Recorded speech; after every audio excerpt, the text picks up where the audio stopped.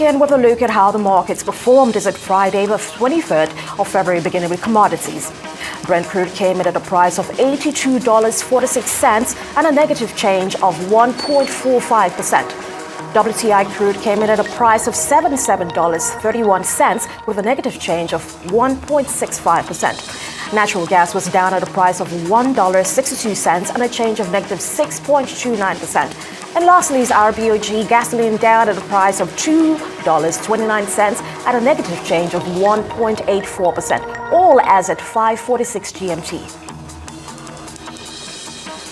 To the Nigerian market now. The bulls take control again with a strong close of the week. As a result, NGX all-share index settled higher at 291 million and 8.81 with a deal of 7,710 volume of 291 million and equity capitalization of 55.9 trillion naira.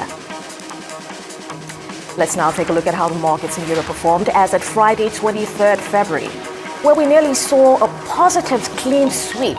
The Euro Stoxx 600 closed at an all-share index of 497.18 by 0.42%.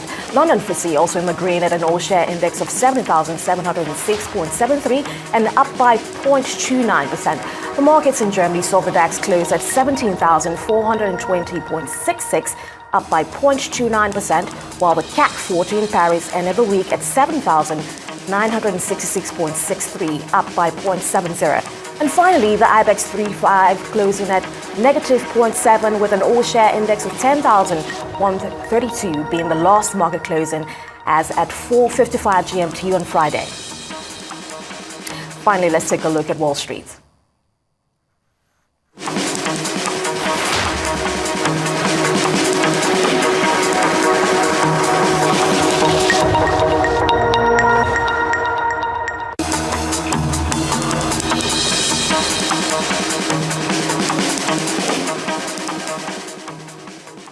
Let's now take you to our top stories for the week.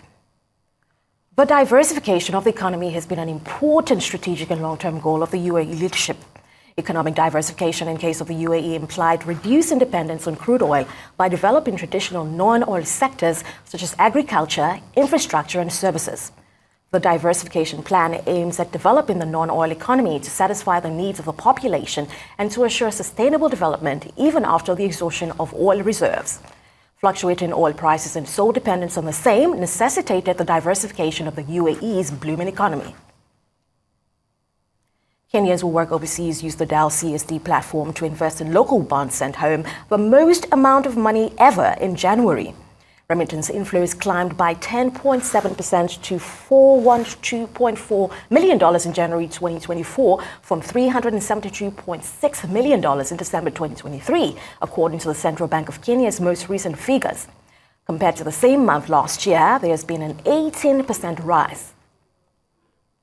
Now, financial experts are adjusting the country's new $1.5 billion Eurobonds, which are due on June 24 and intended to pay off first one issued in 2014. Kenya successfully launched a new Eurobond earlier this week, and investors flocked to get the best return rate offered in the market to date. The Eurobond was oversubscribed.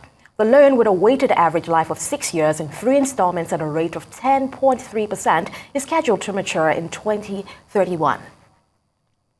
Nigeria's National Bureau of Statistics says unemployment has risen.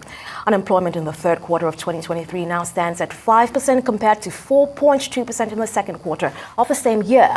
Under the revised methodology, which came into effect about 6 months ago, the agency defines employed persons as those in paid jobs and who worked for at least 1 hour in the last 7 days. Nigeria's economy faces fresh concerns as data released by the NBS showed a significant decline in the country's capital importation in 2023. Amid grueling foreign exchange woes, the NBS says Nigeria only attracted a meager $3.91 billion in foreign capital inflows last year, the lowest since 2007. A significant jump occurred in 2012, with inflows reaching $16.62 billion. This was followed closely by consecutive increases exceeding $20 billion between 2013 and 2014. A Fraxim Bank and the Federal Ministry of Health and Social Welfare on Wednesday signed a memorandum of understanding to support the development of Nigeria's healthcare sector under the presidential initiative of unlocking healthcare value chains. The partnership seeks to support establishment of world-class medical and health facilities and increase domestic manufacturing of essential pharmaceuticals, diagnostics, and medical consumables through a $1 billion healthcare value chain. The AMCE is a healthcare development project driven by Afreximbank in King's College London with the aim to provide world-class healthcare across the continent. Now, South Africa's government announced plans to increase both taxes and spending on social grants ahead of a general election on May 29.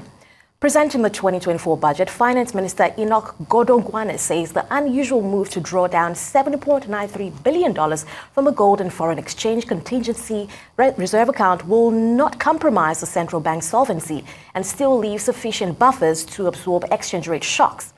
Africa's most industrialized economy has barely grown in more than a decade, with rising debt services costs eating at a growing share of the national budget. Now, Saudi Arabia is demanding that Chinese tech giants invest in the Gulf in exchange for lucrative deals, aiming to bolster its domestic tech industry with its petrodollar wealth. Alibaba and SenseTime, amongst others, have secured deals worth millions of dollars, agreeing to establish joint ventures in the country. However, these agreements come with strict conditions, including sharing technical expertise with Saudi partners.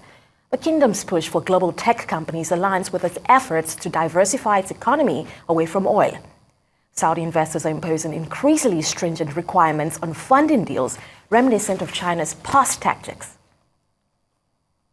Capital One is acquiring Discover Financial Services for $35.3 billion in an all-stock deal, giving the bank a leg up in the competitive credit card market.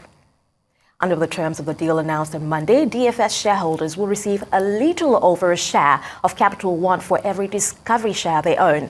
That represents an almost 27% premium from Discovery's closing share price of $110.49 on Friday. Now, if the deal is finalized, current Capital One shareholders will own a 60% stake in the combined company, while Discover shareholders will own the remaining 40%. China's central bank has cut a key benchmark lending rate used to price mortgages as Beijing seeks to rescue its housing market from a deepening crisis and boost flagging growth in the country's economy. China has struggled to kickstart growth as it battles a prolonged property sector downturn, soaring youth unemployment, and a global slowdown that has hammered demand for goods. The 5-year loan prime rate was lowered from 4.2 to 3.95 in the first cut since June. It is the largest cut to the rate since it was introduced in 2019, deeper than expected by economists. Financial data company S&P Global is nearing a deal to buy a research platform, Visible Alpha, that could value it at more than $500 million from a consortium of investment banks, including Goldman Sachs, Jefferies, and UBS. S&P, best known for its rating agency business and stock market indices, could announce a deal for Visible Alpha as soon as Tuesday. The final purchase price by S&P will vary based on performance targets.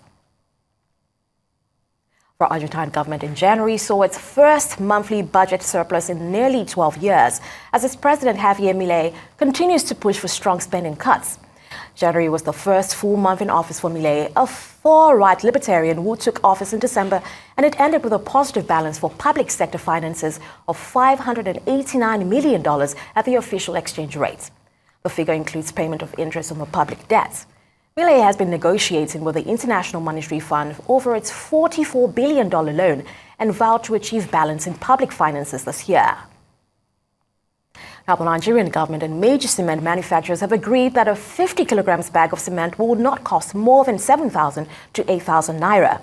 The Minister of Works, David Umahi, Minister of Industry, Trade and Investment, Doris Uzoka-Anite, and officials from Bua Cement, Dangote Cement, Lafarge, and the Cement Producers Association met on Monday to come to this resolution. The latest event happens in the wake of rising cement prices nationwide, which in some Abuja retail locations spiked as high as 13,000 naira. A U.S. company has gone to the moon and into the history books. Intuitive Machines' 1IM mission reached the moon's surface on Thursday evening in the first American lunar landing in 50 years. The company's Nova Sea cargo lander named Odysseus is the first U.S. spacecraft to land on the lunar surface since 1972. Adding to the feat, Intuitive Machines is the first company to pull off a moon landing. Government agencies have carried out previously successful missions. Now, over the past 4 years, Tyler Perry had been planning an $800 million expansion of a studio in Atlanta, which would have added 12 sound stages to the 330-acre property. Those ambitions are now on hold, thanks to the rapid developments in the realm of artificial intelligence, including OpenAI's text-to-video model Sora, which made its debut on February 15 and stunned observers with cinematic video outputs.